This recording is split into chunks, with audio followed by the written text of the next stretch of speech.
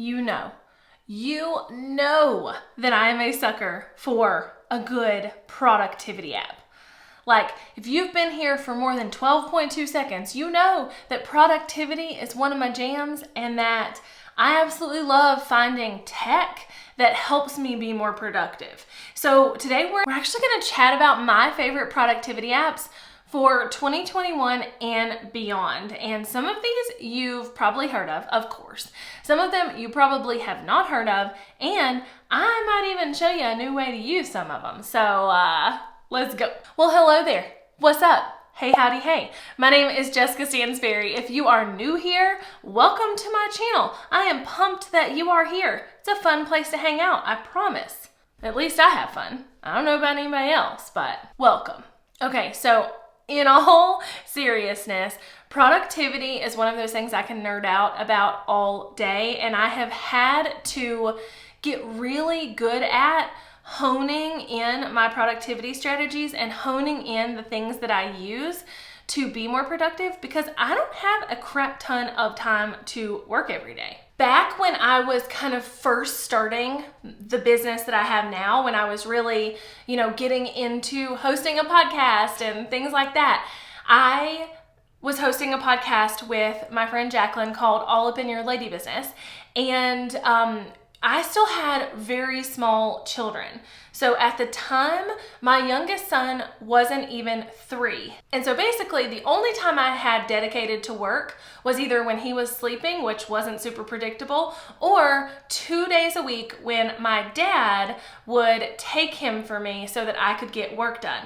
But also remember, I had to go pick up my oldest son from school. So it wasn't even 2 full days. And I remember Jacqueline at the time being like, Jessica, you get more done in those 2 days than most people get done in a whole week or even a couple of weeks. And let me just say, I am not a naturally productive person. I am not a naturally organized person. I am someone who, if I had my rathers, I would rather lay on the couch and watch Gilmore Girls. So I have to kind of force productivity, and I also have to find tips and tricks to trick my brain into wanting to be productive. And so one of the ways that I do that is with apps on my phone and technology that people have created to help me do the things I want to do. Okay, so let's just get into the list. I have 7 apps I want to share with you today. And this first one, I'm going to use it first because it itself is not inherently a productivity app, but it is an app that helps me be more productive. And that is the Rise Sleep app. Now, I actually had never heard of this app before, and they reached out to have me film an advertising segment for them so that they could use it in their advertising. And of course, I wasn't gonna film anything I hadn't tried and I didn't love, and I downloaded it and loved it. This app tracks your sleep. That's essentially all it does. And it can do that by when you pick up and, lay down your phone. You can also sync, iWatches and things like that to it. But it will track your sleep. And not only does it track your sleep, but it tracks the quality of sleep that you're getting based on however you are tracking your sleep.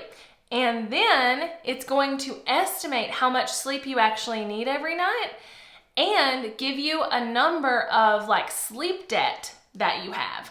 And let me tell you, when you rack up sleep debt, you're tired all the time and you can't actually be productive.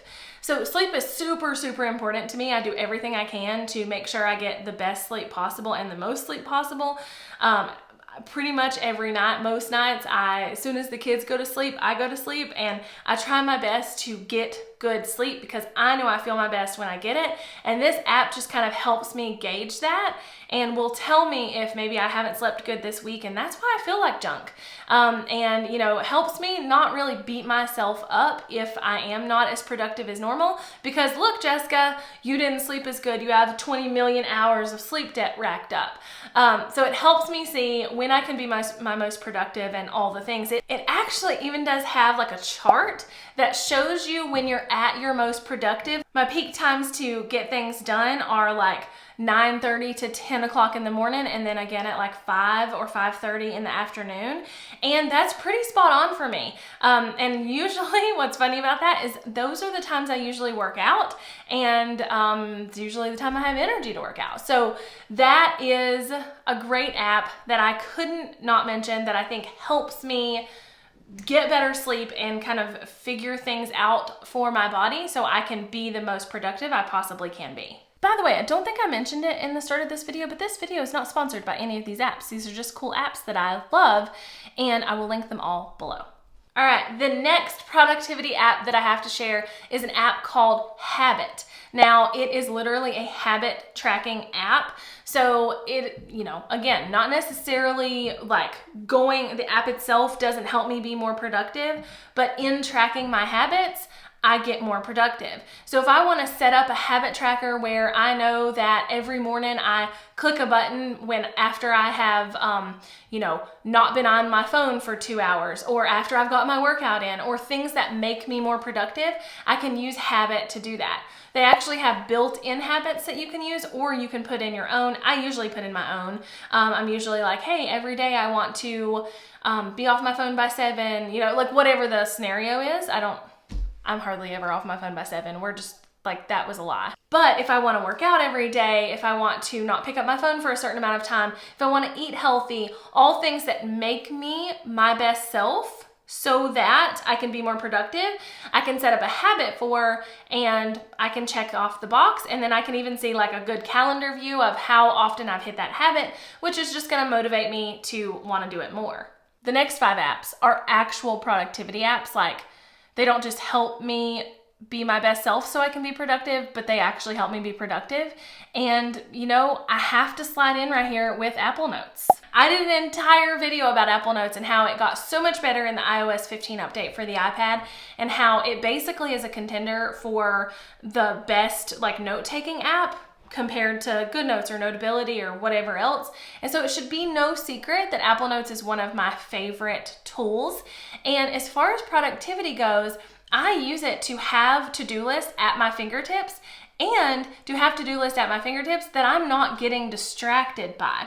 So if I only keep my to-do list in ClickUp, for instance, I might get distracted on my way to that to-do list.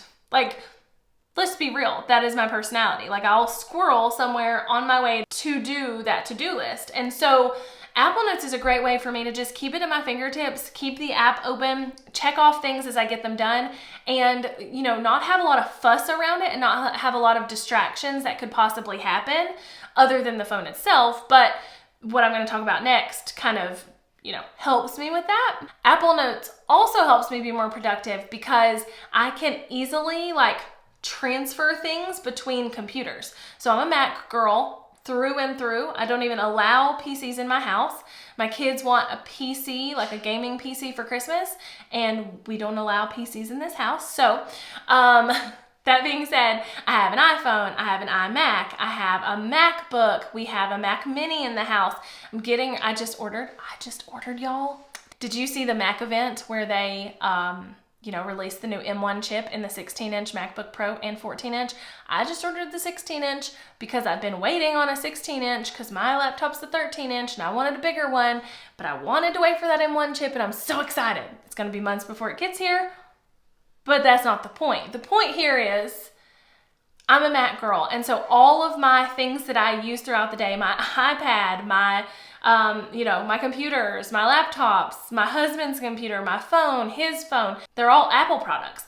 So for us to be able to collaborate on notes, he was so excited the other day because he wanted me to text him a grocery store list because I needed him to stop at the grocery store for me. And normally I would just text it, but this time I actually just shared a note from Apple Notes with him rather than texting him. That way, if I thought of something before he could get there, I could just add it, and he wasn't trying to keep up with a bunch of texts. And he loved it because he was like, I love that so much. I could check it off. And I'm like, I know, it helps you be more productive in the store because everything's sectioned off by when you get to it in the store, and you can just check it off as you go.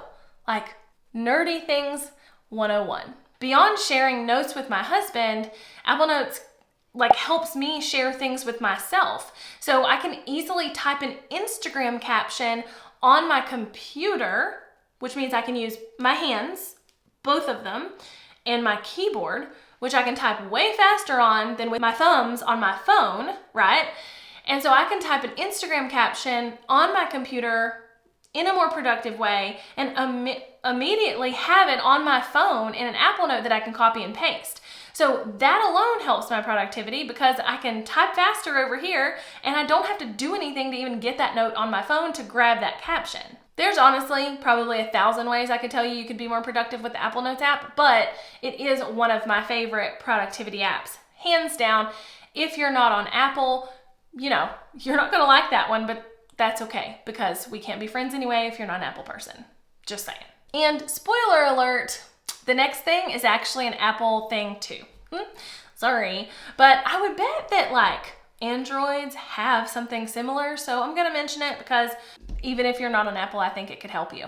And this is actually not an app. This is something that is built in to the iPhone now on iOS 15, and that is focus modes. Y'all, focus modes have changed my game over here, okay? So basically focus modes allow you to create like do not disturb profiles for whatever you want to create them for. So maybe when you're working out, you don't want people to be able to call you, or you only want certain people to be able to call you. And maybe you don't want a bunch of like apps on the screen to distract you and you only want like Spotify and your workout app. You can make that happen. Or maybe when you're working and you're trying to be productive, you can absolutely have a focus mode that only has a timer on it or only has one app that maybe you use while you're working and the rest go away. And again, no calls can be let in or only calls that you want. And so you're not distracted.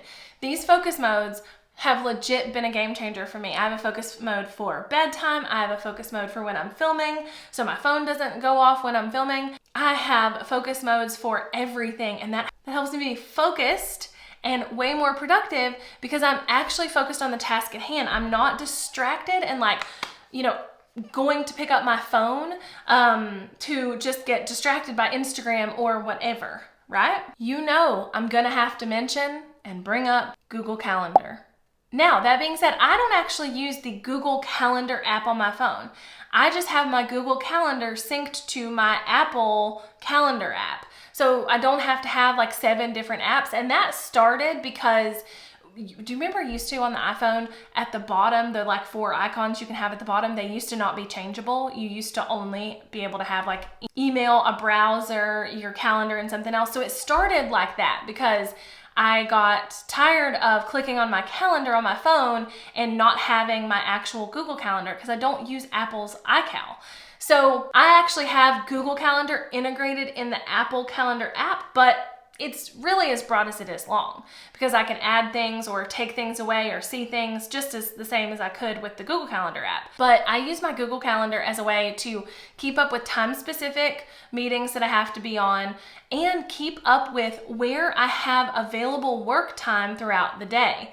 Now, I'm actually going to do an entire video all about my calendar blocking strategy and like how I plan out my week, which will come out in a couple of videos, but it makes me so much more productive because I can use my Google Calendar to block off work time and know when I need to be getting what done, which leads to more productivity, right? Because I know what needs to be done when, I get it done, I can schedule it, and we're productive and we move on with our day. Okay, so I know I mentioned focus modes and they are amazing for when I want to put my head down and all the things, but one of the apps that I use when I have focus modes on, specifically when I'm trying to get work done, is Focus Keeper. So Focus Keeper is almost like a Pomodoro method, and if you don't know what Pomodoro is, it's basically when you work for a set amount of time and take a small break, work for an amount of time, take a break, work for an amount of time, take a break. And it keeps you more productive because you're allowing your brain to take that break and you are, batching things together during that time to get it done. And Focus Keeper allows you to start a timer for a task and you can have it like tick in the background like a clock, or you can just have it be silent or whatever. And while you have that timer on, you are getting that task done. And for me, for someone who gets really easily distracted, being able to see the timer and see it ticking down helps me be more productive, because I'm like, oh, I'm on a time crunch. We work better that way. Like, if you give yourself 25 minutes to do something, it's going to take you 25 minutes. If you give yourself an hour, it's going to take you an hour. So understanding that we are like enforcing and kind of forcing time crunches is where Focus Keeper kind of has a superpower. And not only that, but it encourages us to get up and take a break and walk around and, rest our brains. So I love me some Focus Keeper. And last, but absolutely not least, is Audible. So let me just explain. I love to read books and learn, and I normally am reading like nonfiction books. I'm learning things. I'm reading business books, productivity books, personal development books.